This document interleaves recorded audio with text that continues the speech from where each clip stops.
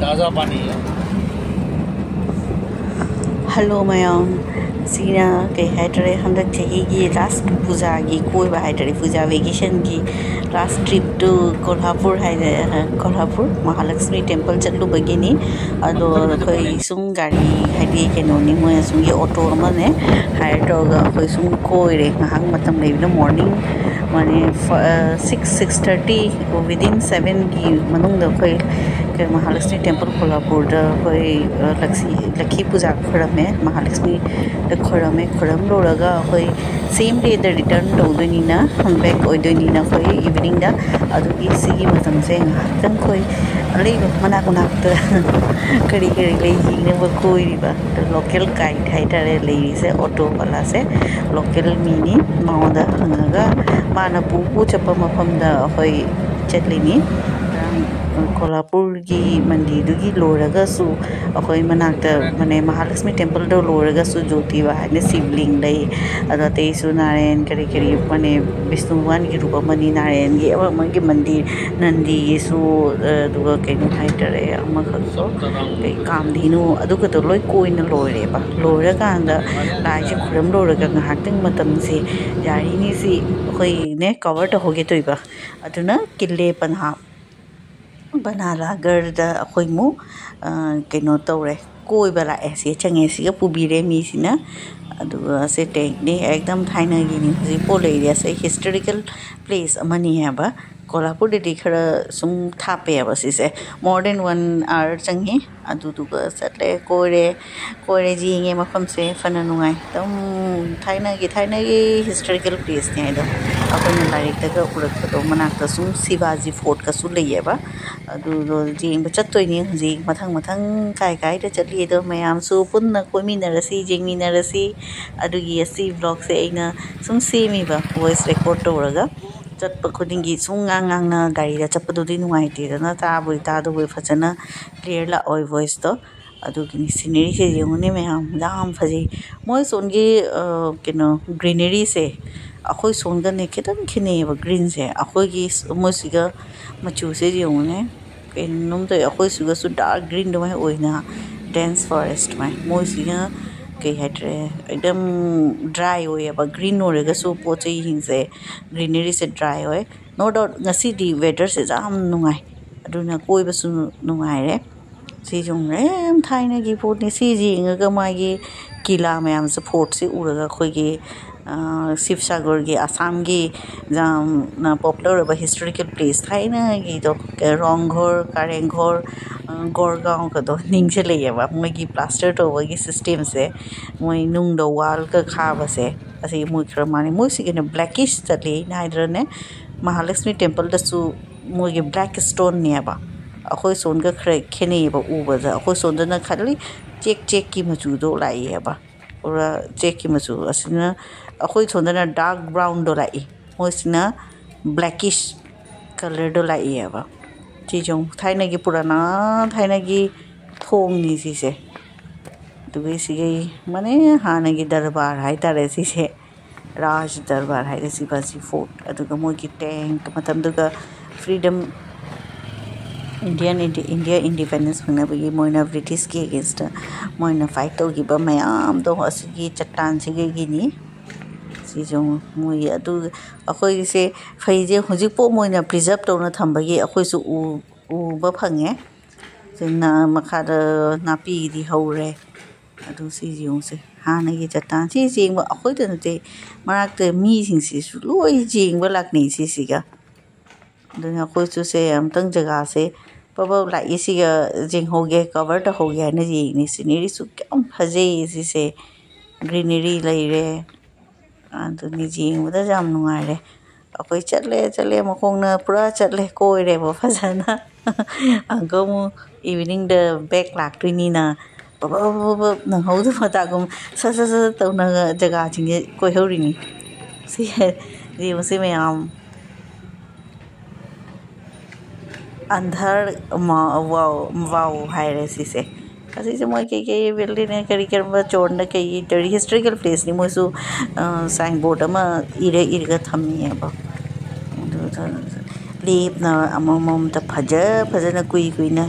पाबगी मतम लेते सतन अमिमित उबजिंदुनी चलगा अतैसु का मनंग मनंग द करी करी लेगी है ना जी होजी पोचे मजबूत ओइरिएबा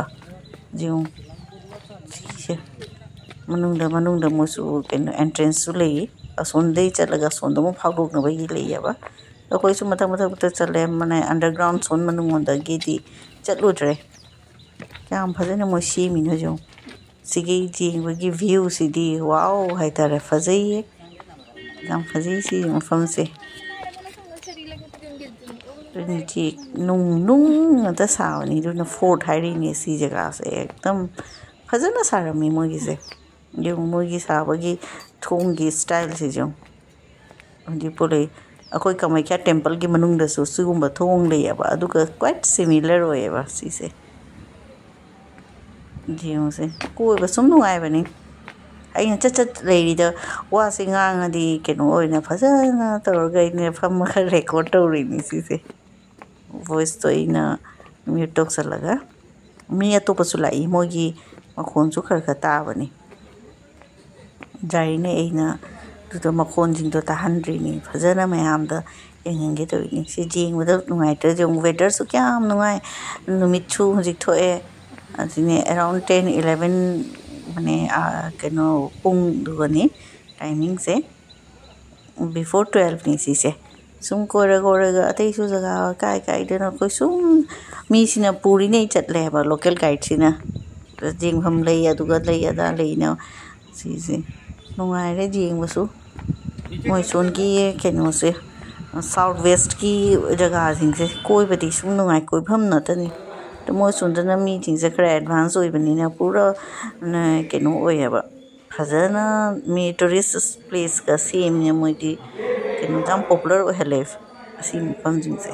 तो अचप मी सिंग सु फजना कोइरे नुआरे येंग बसे मनुंग दसु जेंग से पूरा से कनो नि हैबा दरबार हाइतारे राज दरबार चट्टान पूरा पिलर का से फजम मौंग ताई है मोगी थोंग से जो मुझे पो सेम डिजाइन द लेरी है बा रिमफम फम द स्माइल तो ना केनो तो मोगी असी प्लेस से की मरम द इरे का थमी है बा कोई बड़ी नुआरे सीरी से क्या मजे ले से मुझे मीना नौ न सेम बनाते थाइना ये पुतनी मुझे पो मोइना फजन प्रिजर्व तो न थमी है बा मयाम लागा सी जिंगभम कोइभम ओइना तौरेबा दुना मयाम इवन स्कूल के स्टूडेंट्स लाइएबा असी से मोय जिंगनबगी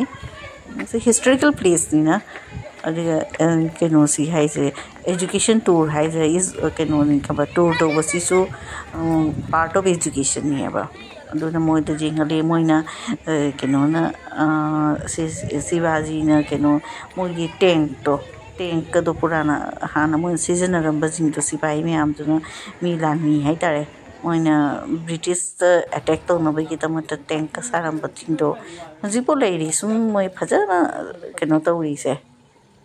सज्जा कोटी कौरी सोन साइड तना समाय केनो तो मैं लंबी से मोइना साइन बोर्ड से इरे गने मन थम्मी है बा सिदी मफम पुनमत सुने में आम द खंगन नबगी गाइड नदी एनी टाइम दी माने मनाक लेरगा लोई जिंग जादे तो चंगा अखोई कोरगा उब फंगी असे करीनो हैना फजर जाम नुआइरे नोंसु चूखिबगी खितंग ने वेदर से नुआइबा अदो पुरा दी चूद्री दम नुमिति थोई खरा नुआइ वेदर से उबदा तुम खंगमनी मे खरा वेदर से शिलोंग सु मानजलेबा याम साबदो ओइदेबा माने से केनो कोल्हापुर से पुणे की मना सुंदरी ओइना मुंबई ददी सारी असिगदी जाम इंग नुआइबा मफम हाइदो सिनी नुआइ जामना कोइबा दम खांगम दन ओलांगे सारे हाइदी कोइबा का नुआइ होएबा सी नुआइ फजना नुआइ रे तम ना चटना लोय प्रमक से जिंग बसे नतदी सारदी स्लोई नुआइते जो मफम से क्या चाव एरिया ना जी उनसे मैम तो नई मैम दसु जी हनिंगना एक ना सी वीडियो से लो बनी नुआई बनी सी से जिंग बजाम नुआई कोई बन नुआई मी से खंगदे काय दे लाई है इसने सजीना कोठी कौरी सीना Sajina kothi. Ay matung da chat pasine smai to na namudo sisine ko tante mayam ju lai na ki so hori photo na te video ni lao enegi matungi view se keno ko na video na mu hari bai na chat lai ya at least ai presence su mathau ta hai nahi su jing ni ni ai kamai ko e hai na फटाफट नहीं थी जाए चल फटाफट तो ना cover तो ना भाई जांग ने चट खड़ा फोनी ये नो कुनो नहीं है कोई क्या जांग चटली नहीं से तम ना चल दी खाइबो में जगह से कोई पूरा कवर तो ना मोया बा दो ना वीडियो फोटो चुनम हो रे मेमोरी हुई ना बगी बाय बाय